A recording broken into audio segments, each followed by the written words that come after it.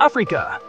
Sebuah benua yang sinonim dengan pemandangan yang menakjubkan, budaya yang meriah, dan sumber semula jadi yang melimpah ruah. Namun, ia tetap terperangkap dalam paradoks yang pahit.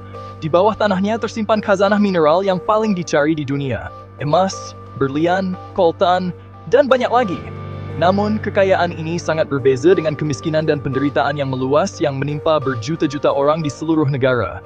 Ini adalah kisah bagaimana kekayaan mineral Afrika bukannya menjadi rahmat, telah menjadi sumpahan, mencetuskan konflik, rasuah, dan meneruskan kitaran penderitaan rakyatnya. Tetapi, ia juga merupakan kisah harapan, penyelesaian yang muncul, dan seruan untuk bertindak bagi masa depan yang lebih adil dan saksama.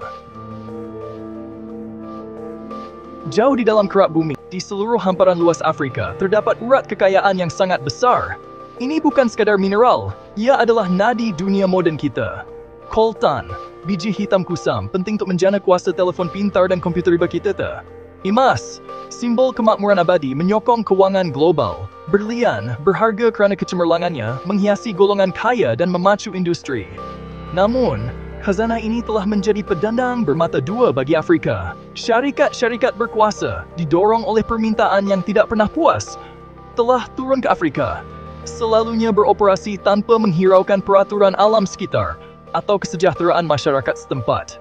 Operasi ini sering meninggalkan kesan kemusnahan alam sekitar, mengusir komuniti dan meracuni sumber air. Tarikan untungan cepat juga telah mendorong kebangkitan kumpulan bersenjata dan pegawai rasuah yang bersaing untuk mengawal lombong yang lumayan ini.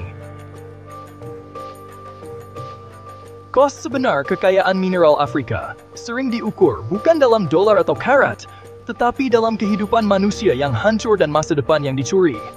Di Republik Demokratik Kongo, contohnya, perebutan koltan telah mencetuskan konflik kejam yang telah meragut berjuta-juta nyawa dan menyebabkan ramai orang kehilangan tempat tinggal. Kanak-kanak dirampas zaman kanak-kanak mereka, bekerja keras dalam keadaan berbahaya di lombong. Tangan kecil mereka mengeluarkan mineral yang menjana kuasa dunia digital kita. Tarikan kekayaan mineral juga telah melahirkan rangkaian penyeludup dan panglima perang gelap yang mengeksploitasi keadaan huru-hara untuk memperkayakan diri mereka sendiri. Rangkaian haram ini terus mengganggu kestabilan rantau ini, meneruskan kitaran keganasan, dan melemahkan pembangunan ekonomi yang sah. Komuniti yang terperangkap dalam zon konflik ini sering terpaksa meninggalkan rumah mereka, menjadi pelarian di tanah air mereka sendiri. Bergelut untuk terus hidup di kem-kem yang penuh sesak dengan akses terhad kepada keperluan asas. Bahagian 4.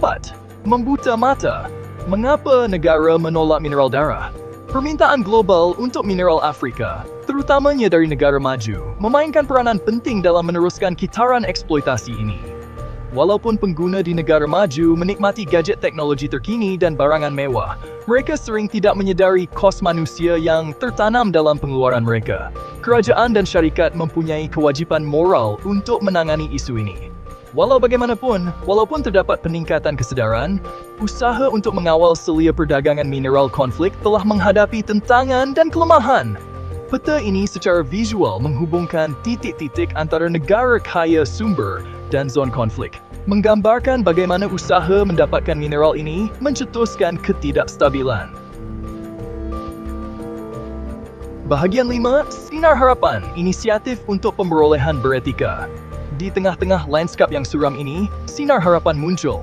Organisasi seperti Fairtrade Gold sedang berusaha untuk mewujudkan rantaian bekalan beretika yang memastikan pelombong menerima gaji yang adil dan bekerja dalam keadaan selamat.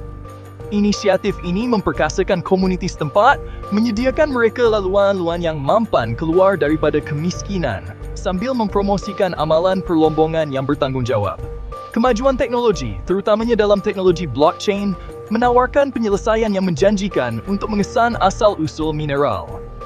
Dengan mencipta rekod pengekstrakan dan perdagangan mineral yang telus dan tidak boleh diusik, blockchain boleh membantu menghapuskan mineral konflik daripada rantaian bekalan global. Yung udah iritis kuamat pinashas berarti saya. Bahagian 6. Seruan untuk bertindak. Peranan kita dalam memutuskan kitaran. Tanggungjawab untuk memutuskan kitaran eksploitasi ini bukan hanya terletak di bahu kerajaan dan syarikat. Kita sebagai pengguna memainkan peranan yang penting. Dengan menuntut ketelusan dalam rantaian bekalan dan membuat pilihan sedar tentang produk yang kita beli, kita boleh menghantar mesej yang kuat kepada syarikat bahawa pemerolehan beretika adalah penting. Sokong syarikat yang komited kepada amalan pemerolehan yang bertanggungjawab. Tindakan kolektif kita, walau sekecil manapun ia kelihatan, boleh memberi kesan riak, memacu perubahan positif dan menyumbang kepada masa depan di mana kekayaan mineral Afrika memberi manfaat kepada rakyatnya. Bukan mereka yang cuba mengeksploitasinya.